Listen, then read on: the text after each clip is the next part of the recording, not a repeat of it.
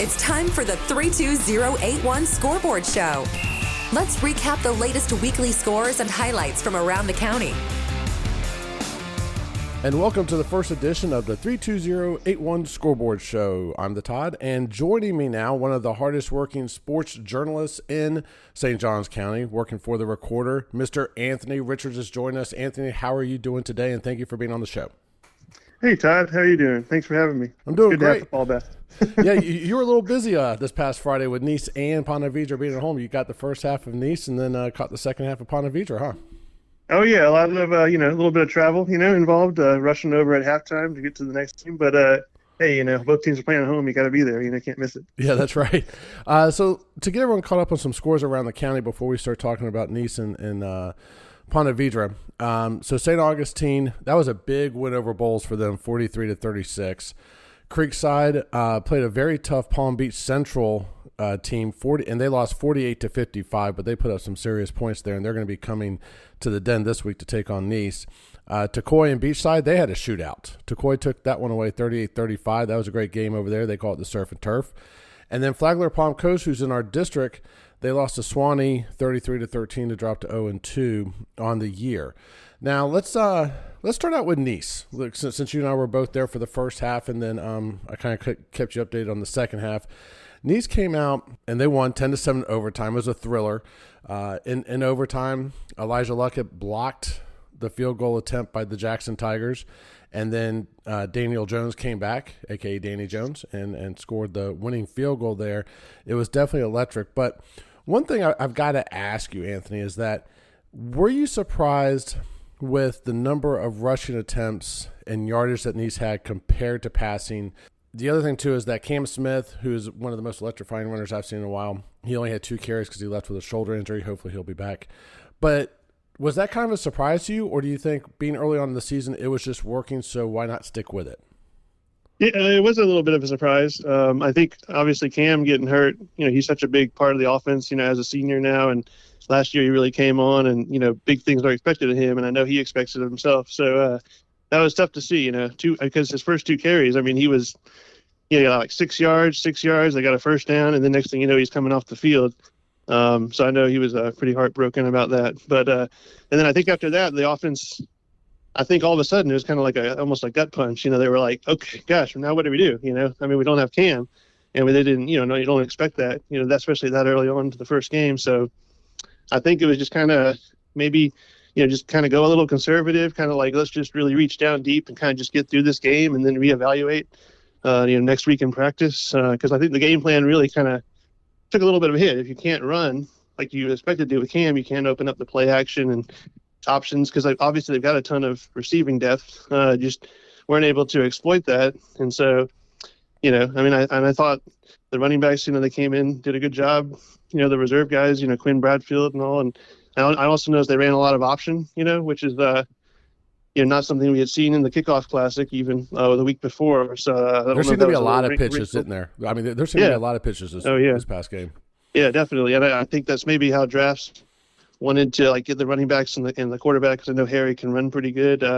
Get him outside, kind of maybe utilize it a little more instead of just running straight ahead. So looking at the stats real quick, Andrew Jackson rushing was 149, Nice was 124, passing 116, Nice was 81. So the total yardage for Andrew Jackson was 265 to 205 for Nice. It also seemed, one thing I talked to Coach Drafts about last weekend was the fact that he wanted to eliminate the big plays that Andrew Jackson had last year. It seemed also maybe part, because I haven't talked to him, maybe part of the game plan was since the rushing was so effective that it helped them control the clock, because at halftime it was almost dead even as far as time of possession.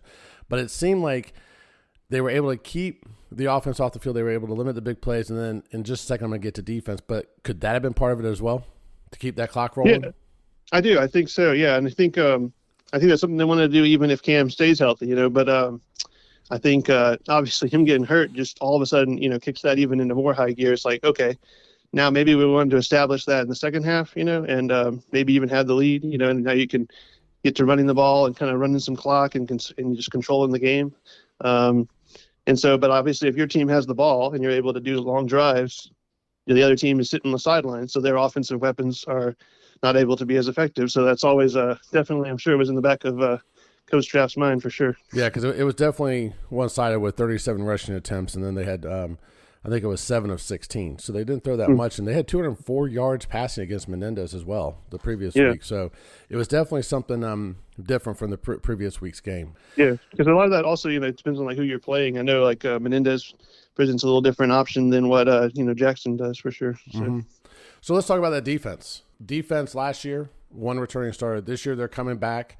They've got 2 sophomores, Noah Hodge and Jacob Curry, both of who stepped up huge in this game. Jacob Curry with 2 big sacks and actually led the team with a total of 13 tackles. The defense really seemed to be able to hold their own on this one. To me, they were able to keep Jackson contained, obviously only allowing 7 points. They kept the big plays from happening. So how did you feel about it, seeing them being on the sideline in the first half? Because they seemed pretty intense and they were doing their jobs. Yeah. Oh, yeah. And I've talked to some of those guys, after the Kickoff Classic and kind of during the off season, and you can just kind of tell there's a little bit of a different vibe. Like they're a year older, a year in the system. They're not like fresh and running around, kind of like their head spinning a little bit at times. Like where am I supposed to be? And now they're kind of lined up. They look like there's just more order to the defense, and with that, now you don't have to think as much. You just react. You make plays, which is a big part of defense. It's very instinctive. And I think out of week 1.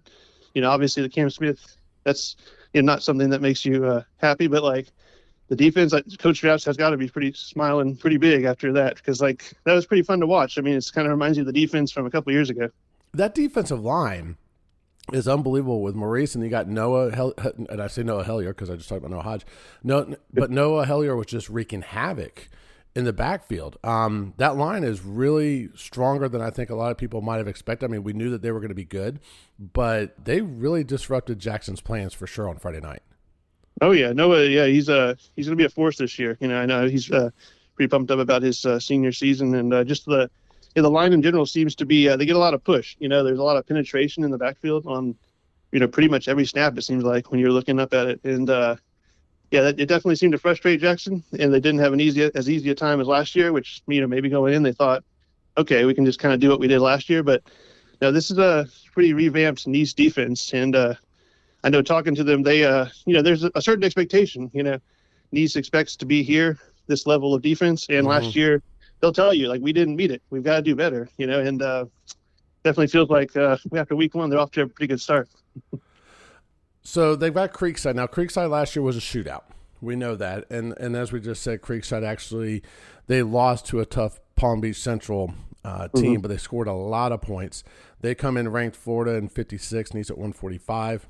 So my question is Sean Ashenfelder, of course, the quarterbacks, he had 13 of 33 for 183 yards, 2 touchdowns and 1 interception against Palm Beach Central. He also is very threatening with his legs. What are you expecting to see from the defense this year or with this Creekside game? Because the Creekside Knights are going to come at full force, both in the air and on the ground. I think a little bit tougher than Andrew Jackson, and Sean Ashenfelder is a force to be reckoned with back there at quarterback. Yeah, actually, it's going to be a tough test, regardless, because Creekside's always they've got some athletes, on both sides of the ball, and they just kind of seems to have created this tradition of athletes in the last several years. So. But I think Jackson's actually a good, like Creekside's, I would say, a little bit, maybe like a bar up from them. But Jackson, was a playoff team last year. Like they're a quality team. And I feel like it was a good first test because it kind of got you ready for Creekside because, Jackson kind of brought in a dual threat offense as well. And kind of like tests you on all levels of the secondary, the linebackers, defensive line. So I feel like it was a good first test, and obviously the defense passed it.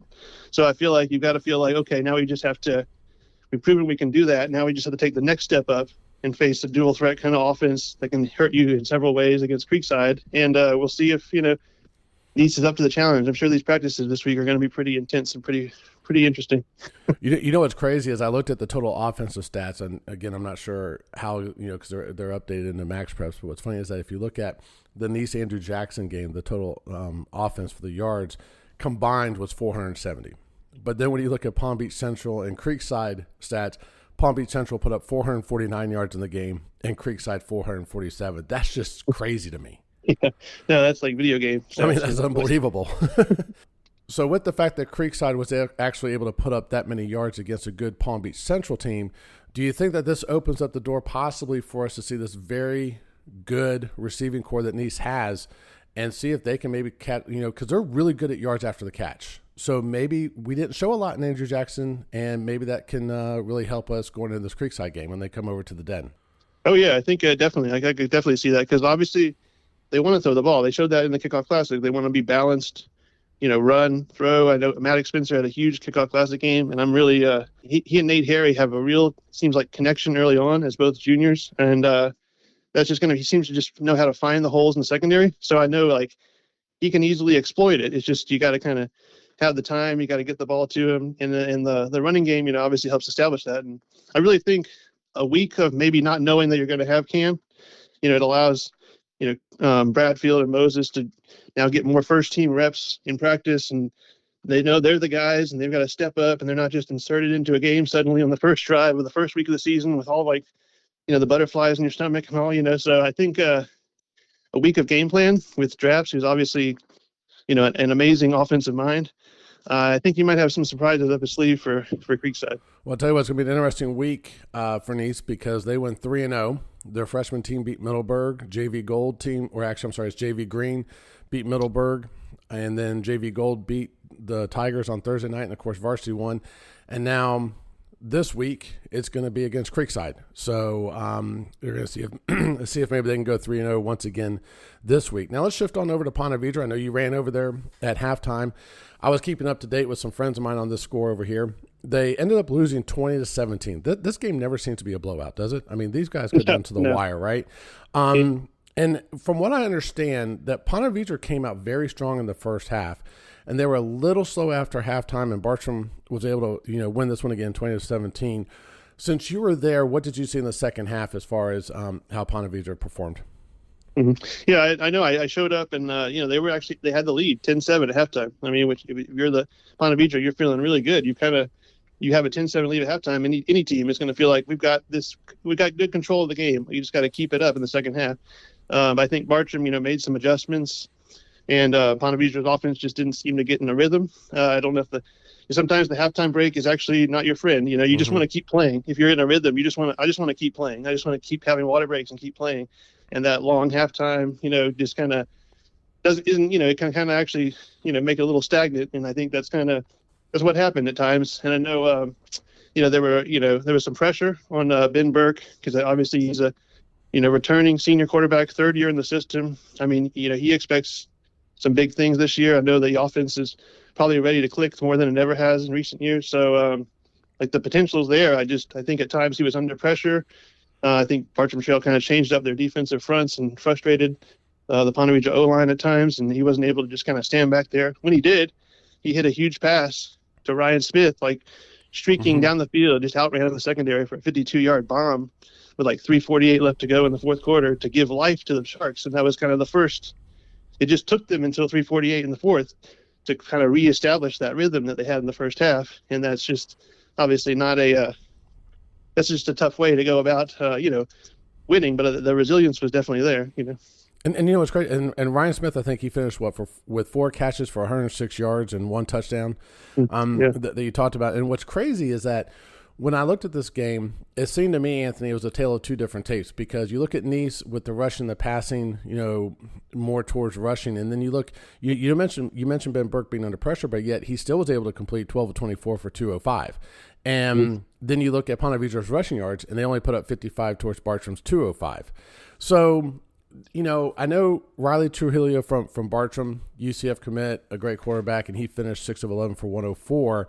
Do you see Bartram leaning a little bit more towards the run this year or in using Riley's legs, or do you think it just kind of was the way the game plan worked against Ponte Vedra?